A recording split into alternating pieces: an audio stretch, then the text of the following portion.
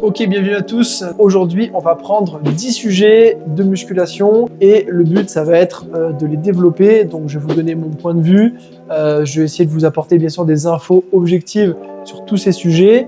Mais ces sujets, je ne les connais pas d'avance. C'est Aurélien qui a concocté tout ça. Donc, je vais découvrir tout ça en même temps que vous. La seule règle pour changer un petit peu, c'est que j'ai 1 minute par sujet. Donc, je découvre le sujet. Je dois parler sur 1 minute ou moins. Et ça va être sympa. C'est parti. Ok, donc le premier sujet. Donc, j'ai le PC juste ici. J'ai pas mes lunettes en plus. Le jeûne intermittent. Alors, qu'est-ce que je pense du jeûne intermittent? Donc, pour moi, c'est pas quelque chose qui va s'appliquer à tout le monde, loin de là, puisqu'en fait, c'est un mode alimentaire qui est un petit peu, qui est même très particulier, où en fait, on va en général jeûner sur 16 heures. Du coup, il y a un gros laps de temps où on n'a pas d'apport calorique. Donc, d'un côté, ça peut être un peu compliqué pour l'énergie, même si bien sûr, en s'habituant, ça peut le faire. Mais surtout, ce que je reproche en premier, c'est qu'en fait, vous allez avoir un gros apport calorique d'un coup. Et ça, c'est compliqué au niveau de la digestion. Et ça peut être un peu compliqué aussi si jamais vous avez, on va dire, tendance à vous jeter sur de la nourriture facilement, où là, vous allez vous dire, bon, bah, j'ai tant de calories à manger, du coup, je peux me permettre de manger peut-être des choses que je ne mangerais pas sur une alimentation classique avec différents repas qui couvrent toute la journée. Donc, j'en suis pas spécialement fan. Je le conseille vraiment pas à beaucoup de gens. Si ça marche sur vous, c'est parfait, mais en tout cas, c'est pas la majorité. Ok, donc maintenant, le squat. Donc, le squat, c'est un très bon exo, surtout si vous avez une bonne morphologie pour l'effectuer, avec notamment un buste long et des fémurs courts. Donc, c'est ce qu'on appelle avoir une morphologie de bréviligne. Donc là, vous allez logiquement privilégier le travail des quadriceps, ce qui logiquement est la cible pour du squat. Et si jamais vous n'êtes pas dans cette morpho, il va vraiment falloir faire attention à votre technique, à votre mobilité, pour justement ne pas vous blesser et pour en profiter. Après, qu'est-ce qu'on pourrait dire sur le squat? Faut savoir aussi que à de lourdes charges, c'est un peu plus, on va dire, risqué que bénéfique, et ce pour tout le monde, puisque quand vous avez 200 kg qui vous écrasent le dos, forcément, il y a un gros tassement, et du coup, ça compromet un peu votre intégrité sur le long terme. Donc, très bon exo, surtout pour certaines personnes, du coup, mais il faut quand même s'en méfier.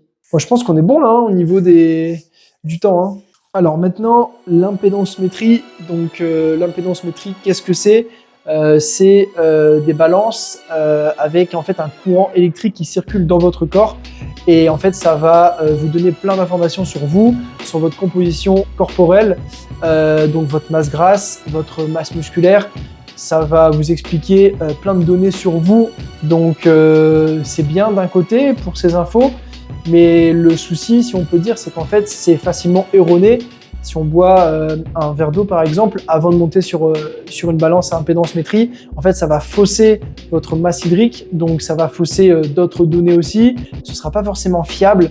Et ce qu'il faut savoir, c'est que pour le métabolisme, en fait, à moins d'avoir un calorimètre qui va vraiment mesurer ce que vous brûlez, en fait, on ne peut pas le calculer. Donc, c'est bien pour avoir des grandes infos sur vous. C'est vraiment à prendre sur des pincettes, surtout sur des données très précises.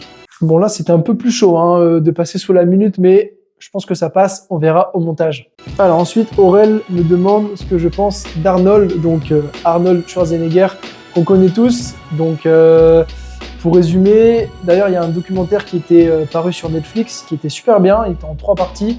Je perds du temps là dans mon explication. Mais ce qu'il faut savoir, c'est qu'il était bodybuilder. Il a été ensuite acteur et ensuite gouverneur, homme politique. Donc, il a eu une sacrée carrière avec beaucoup de succès, des échecs aussi, comme il l'explique. Donc, je pense que c'est vraiment quelqu'un de motivant, surtout pour une grande partie de la population de Go Muscu.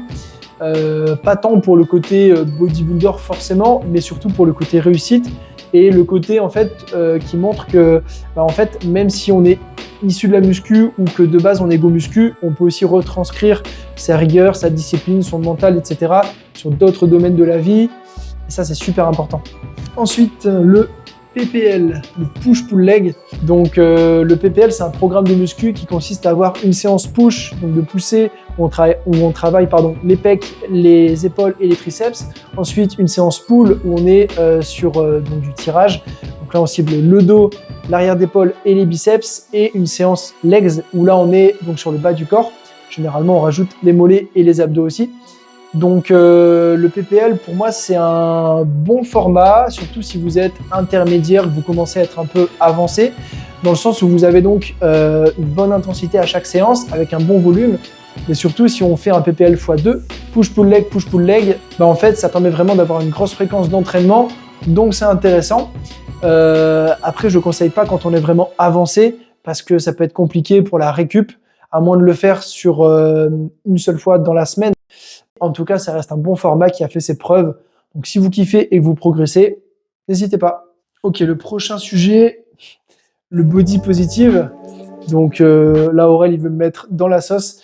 Donc je pense que vous connaissez, en 2-3 mots, c'est s'accepter tel qu'on est, que l'on soit maigre, que l'on soit en surpoids, que l'on ait des grandes jambes, peu importe. Quels que soient les critères physiques, en fait, on est dans l'acceptation et le fait de se dire que si on est comme ça, on a quand même le droit d'être heureux et on est heureux en étant comme ça. Alors sur le principe, c'est absolument génial, j'ai rien à redire. Déjà, je suis personne pour juger qui que ce soit. Mais en fait, là où ça peut poser problème, et pas pour moi en tout cas, mais pour la santé des gens, ce serait en fait les personnes qui par exemple sont anorexiques ou sont vraiment en obésité morbide et qui se complairaient, je pense que ça se dit, dans leur situation et donc qui ne feraient rien pour changer. Là forcément, ce serait compliqué pour ces personnes. Parce que tout simplement, elles risquent leur santé à rester dans la situation dans laquelle elles sont. Donc voilà ce que j'ai à dire sur le sujet. Ouais, si un jour on fait le concept avec Aurel, je vais pas me gêner, je vais le mettre dans la sauce aussi.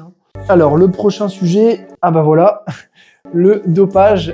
Donc je pense qu'on va pas réexpliquer ce que c'est, mais en tout cas le dopage, en fait de base j'y suis pas pour, puisque tout simplement je suis pour les valeurs de Coubertin, du sport propre, et donc de ne pas tricher entre guillemets, même si bien sûr cette notion de triche elle peut être revue, puisque si on prend les compétitions de body, forcément presque tout le monde est dopé, donc si on se dope pas, on n'a pas beaucoup de chances de faire une bonne place, on va dire, même si bien sûr on peut pas de base cautionner le dopage. Mais en tout cas, si les personnes sont majeures, si elles sont au courant des risques, si elles font ça de leur plein gré et en connaissance de cause, c'est elles qui voient, c'est leur choix tout simplement. Encore une fois, je ne peux pas juger. On va pas se le cacher, tous les bodys, même comme Arnold dont on parlait juste avant, sont passés par cette case-là. Donc c'est aussi grâce à ça qu'ils ont leur physique et qu'ils nous ont ou qu'ils nous motivent autant. Bien sûr, je ne vous recommande absolument pas de vous doper, bien évidemment. Mais en tout cas, chacun fait ce qu'il veut. Alors ensuite, compter ses macros. En fait, le fait de compter ses calories, bien sûr, c'est très bien. De compter ses macros, c'est très bien. Donc, vous mettez un max de chances de progresser, que ce soit pour une perte de poids, une prise de poids ou un maintien. Mais le problème que je vois un petit peu sur ça, c'est que si par exemple vous avez une appli style MyFitnessPal, en fait, moi j'ai déjà vu des personnes qui étaient vraiment omnubilées par les calories et donc par leurs macronutriments, dans le sens où il est 22h, il me reste 10 grammes de glucides à manger, du coup je vais aller manger une cuillère de miel pour avoir mon total en glucides. Ça pour moi, c'est un peu la dérive. Les macros, pour bien, ils doivent être établis au début dans votre alimentation, quand vous calculez vos besoins avec les calories, etc. Mais bien sûr, si vous mangez un coup du poulet et un prochain coup du veau, il n'y a pas exactement la même valeur en protéines, glucides, lipides, mais c'est pas pour autant qu'il faut rajouter 2 gouttes d'huile ou quoi que ce soit. Faites les choses simples et ça ira très bien.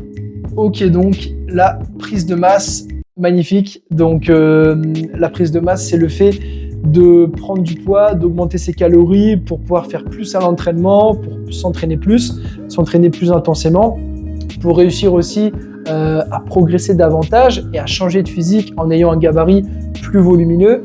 Donc bien sûr, c'est pas pour tout le monde. Si vous avez du poids à perdre, il faut d'abord bien sûr passer par une phase de recomp ou un cut tout simplement, donc le fait de perdre du poids.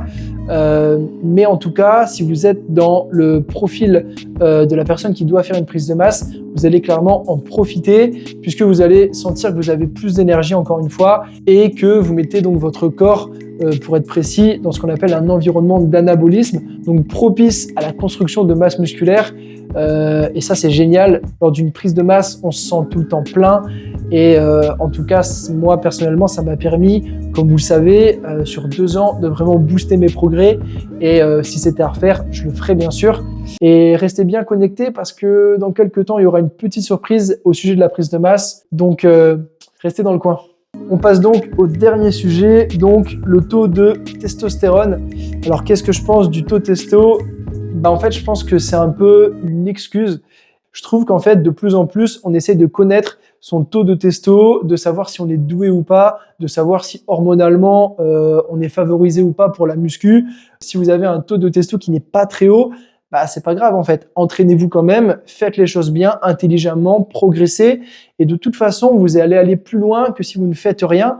Et vous pouvez même être agréablement surpris parce que le taux de testo, c'est pas le seul critère de est-ce que je vais devenir musclé ou pas, puisqu'il y a les longueurs musculaires, il y a les leviers, il y a bien sûr l'investissement, il y a plein de facteurs en fait qui vont faire que malgré un taux de testo plutôt faible même, vous allez pouvoir atteindre vos objectifs. Alors bien sûr, ça mettra peut-être plus de temps, ce sera peut-être plus long, plus difficile, mais en tout cas, vous allez avancer et ça, c'est le principal. Le taux de testo, c'est bien pour le connaître, on va dire par curiosité, mais en tout cas, c'est pas du tout une fin en soi. Voilà donc pour cette vidéo qui, je pense, change un petit peu de ce que vous pouvez voir sur la chaîne d'habitude. Donc, j'ai essayé de bien vous expliquer ce que j'avais en tête à la vue de ces sujets sur le moment. Donc, c'est pas facile, c'est un bon petit exercice. Mais en tout cas, j'espère que ça vous a plu. Comme d'hab, si c'est le cas, likez cette vidéo, partagez-la. N'oubliez pas de vous abonner, bien évidemment, pour ne pas rater les prochaines vidéos. Donc pour ça, bien sûr, il faut aussi activer la cloche. Et n'hésitez pas à commenter cette vidéo pour me donner vos avis sur les différents sujets développés. Et bien sûr, je remercie Aurel, ou pas, de m'avoir proposé ces 10 sujets. Je pense que je me vengerai quand même un jour ou l'autre. Et nous, on se dit à très vite. Entraînez-vous bien. Salut à tous.